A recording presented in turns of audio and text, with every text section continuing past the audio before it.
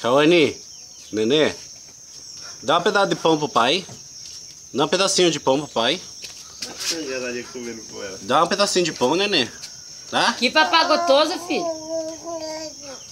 Eu acho que ela vai comer um pedaço grande, peraí.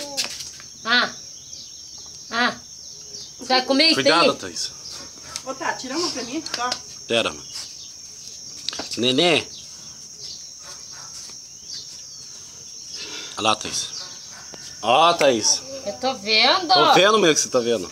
Tô vendo pelo celular, você não tá vendo? Tô vendo. Sim, ó, pera aí pra pegar o pão. É meu. Só pra mamãe, mulher. Só pra mãe arrumar. Calma, a mãe vai arrumar só pra não ficar... Calma! Ficou até vermelho, né? Olha só que forte. Dá, Nenê, dá. Dá pro pai, então. Dá pro tio ali. Dá um pedaço de pão pro tio. Dá. Ela chega fica vermelha. Não, não. Fala não, não, não. Você é da onde?